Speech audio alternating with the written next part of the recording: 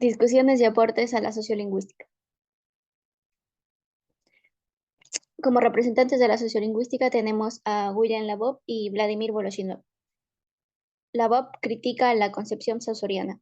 La concepción del lenguaje de Saussure es que la lengua es parte social del lenguaje que se adquiere entre los miembros de una comunidad en el que todos poseemos un conocimiento estructural del lenguaje, un sistema gramatical que existe en cada cerebro de un individuo.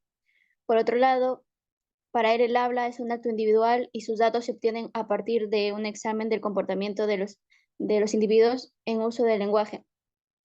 Para Labov, esa concepción viene a ser una paradoja, ya que Saussure estudia la parte social del lenguaje, o sea, la lengua, observando a cada individuo, y el aspecto individual, que viene a ser el habla, observando el lenguaje en su contexto social.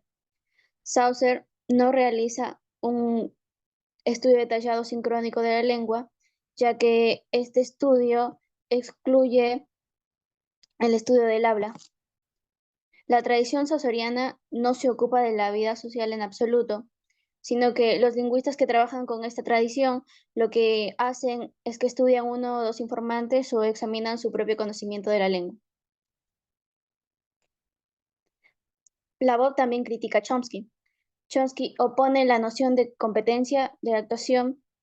Para él, la lingüística es un estudio de la competencia, y esa competencia viene a ser el conocimiento abstracto de las reglas del lenguaje, que está implícita en la comunidad de habla homogénea y abstracta, donde todas hablan igual, y con ello explicita la práctica de la paradoja sausoriana. Chomsky insiste en que los datos de la lingüística son intuiciones acerca del lenguaje, que son juicios que cada hablante tiene sobre la lengua para decidir qué frases son gramaticales y cuáles agramaticales, y también juicios acerca de la relación entre frases. Labov juzga la noción de competencia y actuación de Chomsky, ya que su estudio de competencia manifiesta esta paradoja sausoriana. Y a la noción de competencia de Chomsky, ese conocimiento abstracto de las reglas del lenguaje, que está implícita en una comunidad de habla homogénea, Labov dice que no existe una homogeneidad del lenguaje en los juicios intuitivos del hablante, ya que una intuición es difícil de interpretar, y la gramática generativa de Chomsky fue construida para producir todas las frases aceptables de una lengua. Labov dice que un uso correcto de los enunciados de los hablantes acerca del lenguaje se interpreta como productos inconscientes e irreflexivos. La teoría de la gramática generativa de Chomsky es defectuosa, ya que no ofrece medios para describir si un enunciado es correcto o no. Y aparte de la Bob, da solución a las cuatro dificultades que han tenido al estudiar el lenguaje de manera aislada. Estos problemas son la agramaticalidad del habla, a lo que la Bob dice que esto es un mito sin base en los datos reales. Lo que hay es que existen dificultades en el habla de los hablantes que le impide desarrollar su competencia. A la variación del habla y la comunidad lingüística es que no existe un grupo homogéneo de hablantes, sino que existen variaciones y estructuras heterogéneas, y que estos cambios lingüísticos pueden explicarse con la ayuda de variables sociales. La dificultad de edición y grabación es que la lingüística no hace uso de los desarrollos tecnológicos.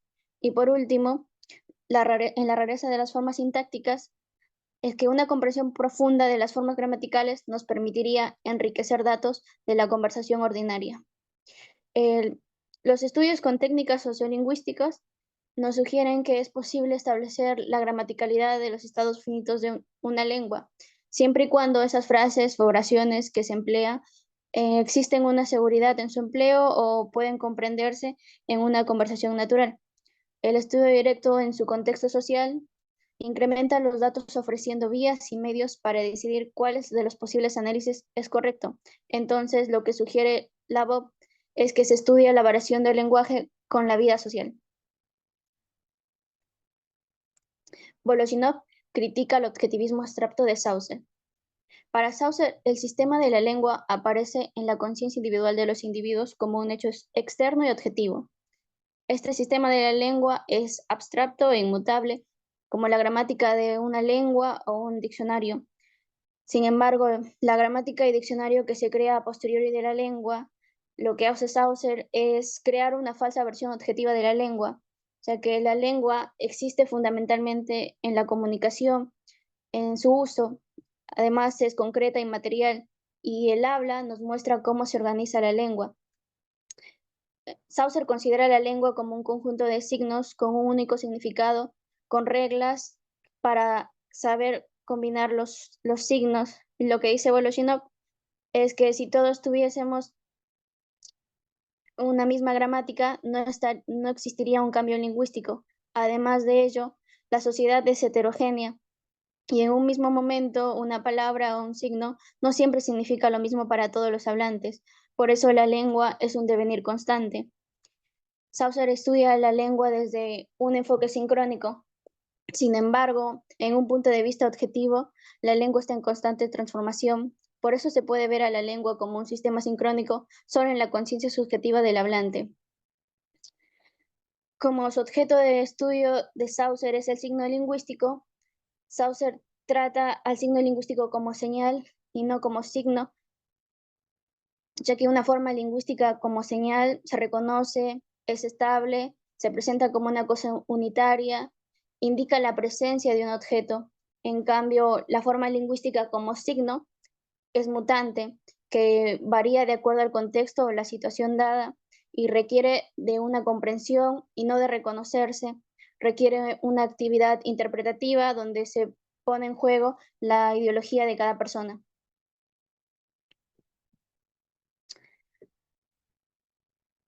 Para Voloshinov, la palabra siempre va a estar llena de un contenido y una significación ideológica o pragmática. Esto es lo que él llama el signo ideológico. Para él, la lengua está sujeto al uso cotidiano que hacen los hablantes y ese uso de la lengua está atravesada por reglas sociales. Por ejemplo, cuando hablamos no solo usamos palabras, sino que realizamos acciones. Ahí está, gracias significa un agradecimiento y esto responde a reglas sociales. Y si se estudia la lengua como sistema, se la estará tratando como una lengua muerta y ajena. Y el uso de una lengua está atravesado por las reglas sociales. Por ello es que no es individual y accesoria. Aportes de la antropología a la sociolingüística. Duranty menciona tres paradigmas. En el primer paradigma, iniciado por Fran Boas, que fue quien ensanchó la perspectiva de estudio y promovió los méritos del trabajo del campo lingüístico, fue gracias a la teoría y la práctica boasiana que se desarrolló la concepción de la lingüística como herramienta para el análisis cultural, en donde el estudio de la cultura se enfocó en la conciencia de las categorías y las reglas de la lengua. El primer paradigma se centralizó en la relatividad lingüística, que sostenía que las lenguas proveían a sus hablantes de un conjunto de predisposiciones difícilmente cuestionables, y además discutió la noción de Chomsky sobre la lengua como objeto autónomo de estudio innata en el cerebro de cada uno. En el segundo paradigma, que más tarde viene a llamarse antropología lingüística o sociolingüística, fue desarrollado a partir de circunstancias fortuitas donde se examinó el uso de la lengua en el contexto y se introdujo nuevas unidades de análisis.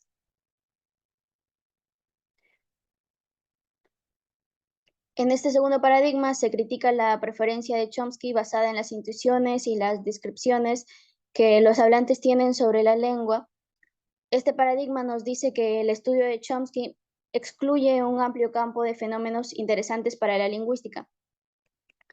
Autores como John Gumpers y Charles Ferguson introducen la noción de variedad que más tarde da lugar a la fundación de la sociolingüística. La comunidad de habla o evento de habla se toma como punto de partida para la investigación. En este paradigma existió un énfasis en estudiar la lengua dentro de la antropología. Se estudió el uso lingüístico entre hablantes y actividades. En el tercer paradigma, que hubo una atención en la conformación identitaria, en la narración y la ideología, el foco de la investigación pasó de formas a actividades lingüísticas a la dominación simbólica.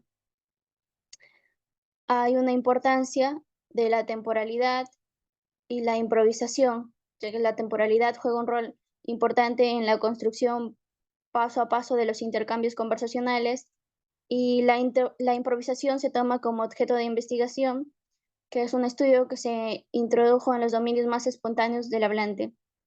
Y el término de performatividad, que viene a ser un potencial creativo y socialmente vinculante del uso del habla en la construcción cultural e interaccional. El aporte de la antropología lingüística a la sociolingüística: el lenguaje no puede explicarse sin entender la cultura, ya que la lengua necesita ser explicada con la mirada del mundo.